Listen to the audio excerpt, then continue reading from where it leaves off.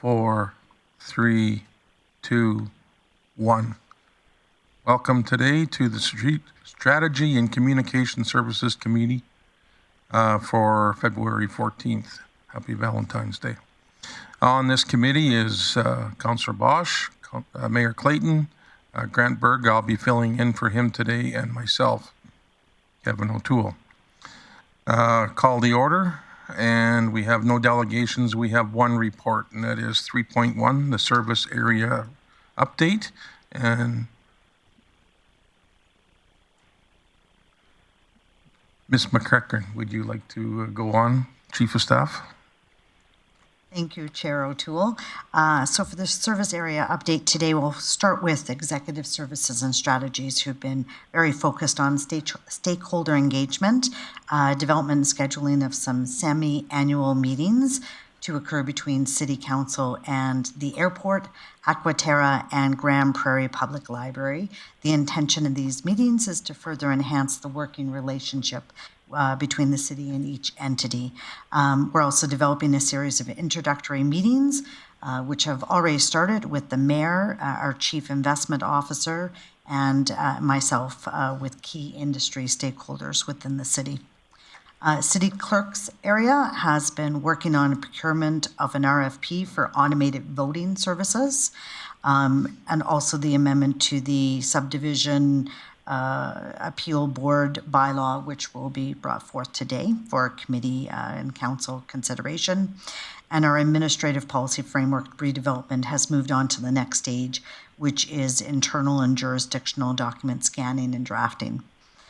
Corporate marketing, with our GP guide, we've sold over 30,000 worth of ads in 30 days.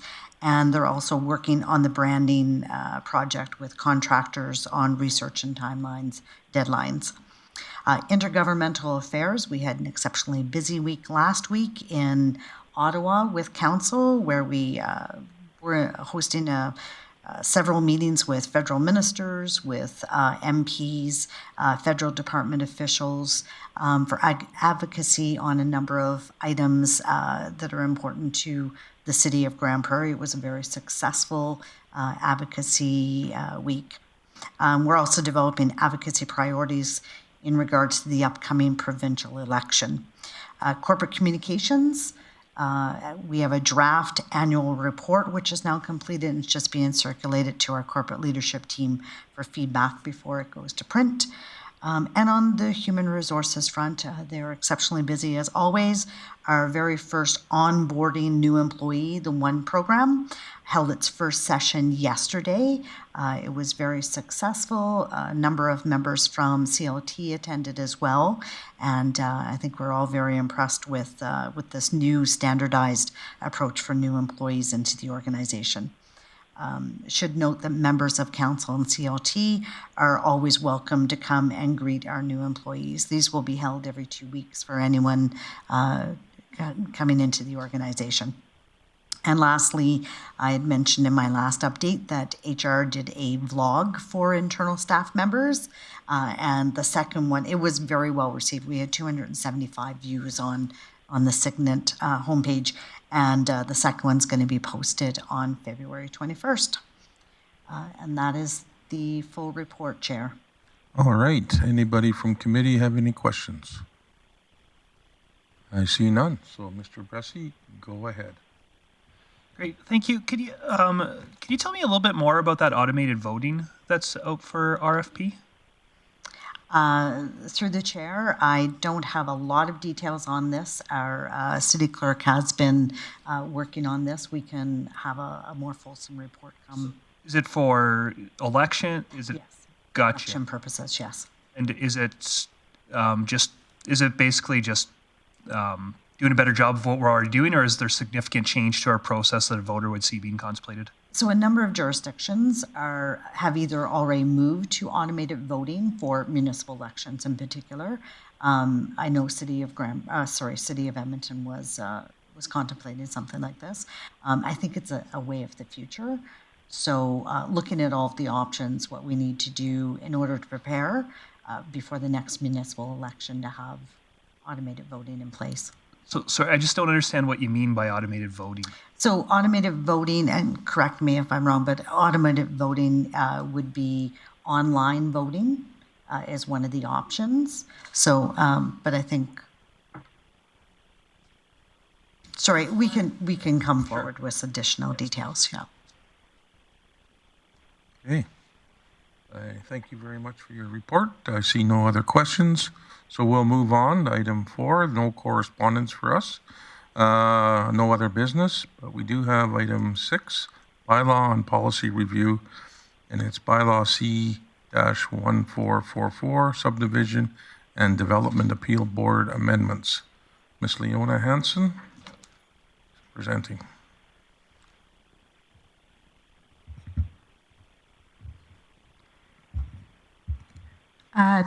Through the chair, so presenting a bylaw amendment to bylaw C-144, which is the Subdivision Development Appeal Board bylaw.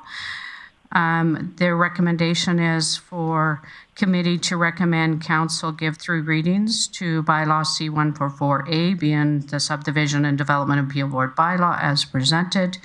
And a second recommendation to council to appoint Leona Hansen, Amanda Van Beekveld, and Jessica Sanderson as clerks of the Subdivision and Development Appeal Board.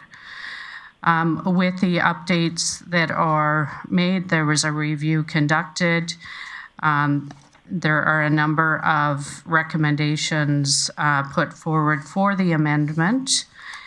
And of those, the first one is under definitions, under the board definition, to remove the intermunicipal development, intermunicipal subdivision and development appeal board from the terms, as there is no intermunicipal subdivision and development appeal board at this time.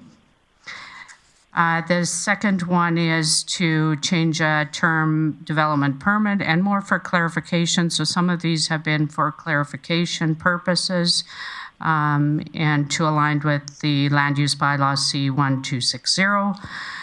Under sections 3.2, 3.21, and 3.22, change the wording to just for, again, clarification and function. And for under section 3.4, let's refer to my draft. Under 3.4 is to designate the title of clerk, again, a clarification. 3.8, so a number of these are for clarifying the role of under the bylaw and for the various members involved, whether that be the board or the clerk. One item that under 4.2 is increase the maximum number of terms from 2 that is identified right now to increase to 3. So at times there are, council may appoint more members or more a member to subsequent terms, and so to increase that to 3 terms, which each term is for 3 years.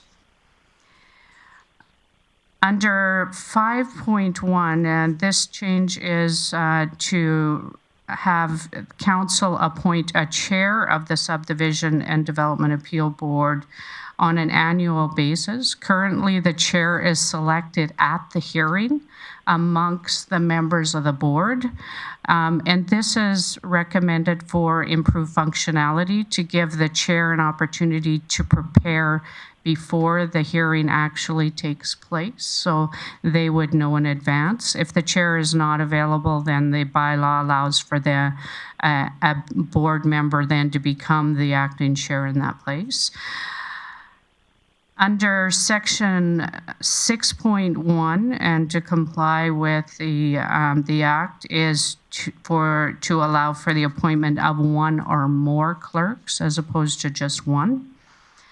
Under 6.2 is just more identification of what the clerk's role is, so that it aligns with the requirements of the Subdivision and Development Appeal Board.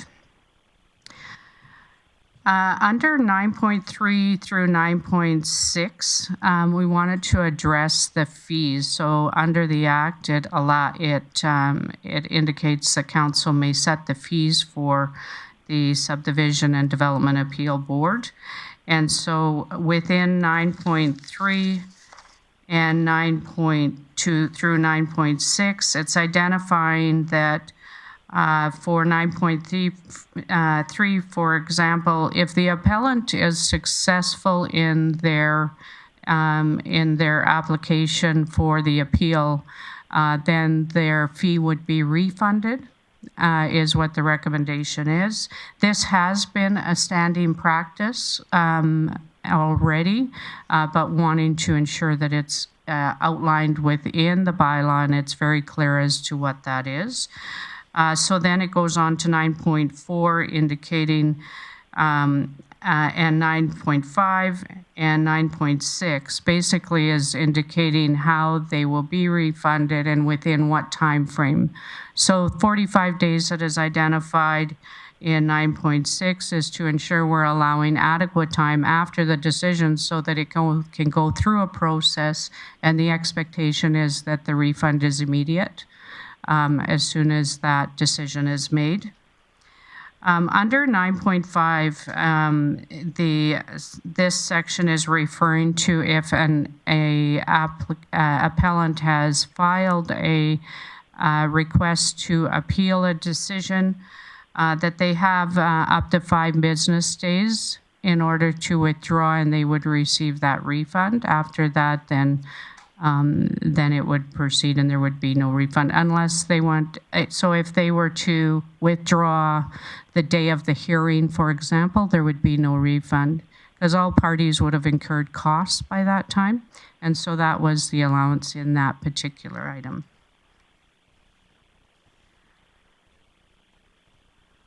Under 11.4, it refers to the notice that's required under the Act. And this one pertains to public notice as opposed to individual notice where a person would receive the notice to their private residence or, and so this is more as a posting of a public notice, whether that be on a poster in their subdivision or wherever that may apply. Under 11.5.1, requirements around persons that would be heard, and again, these are all pertaining to what is within the Act. And the last sections, 11.52 through 11.5.7, are really just a renumbering to ensure that the bylaw is flowing appropriately. I'd be happy to answer any questions you may have. Well, I don't see anybody with their hands up, and I'll let you go. Thank you very Thank you. much. So with that, I got business that needs to be taken care of, and who on committee would like to make that happen? Okay, we got Ms. Bosch.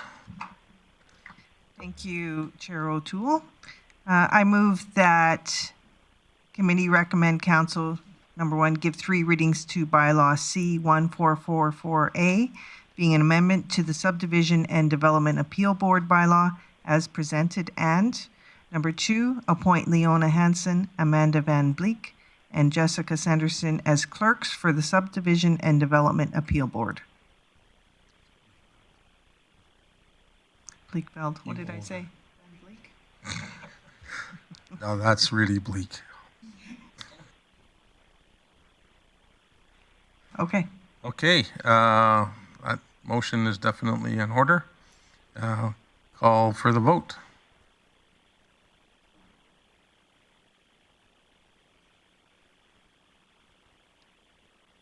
And that passes. Thank you very much.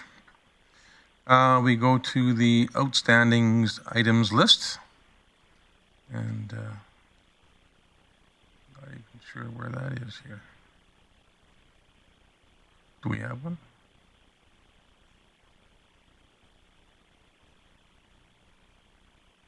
Yep.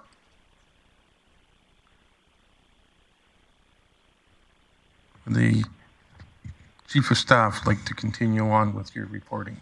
Okay, thank you, Chair. So we have 2 items on our outstanding items list. The first one is alternate committee schedule.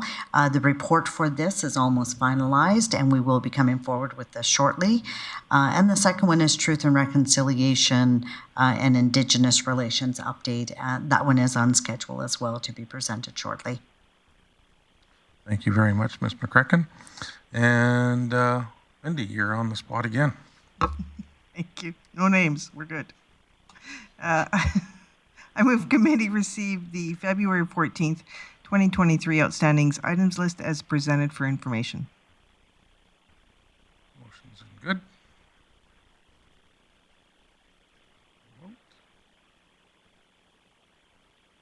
And that passes. So with that, it is February 14th. If you haven't phoned your mom today, phone her. And if you're married, you better be buying some flowers. So with that, and chocolates. And with that, I call the meeting adjourned.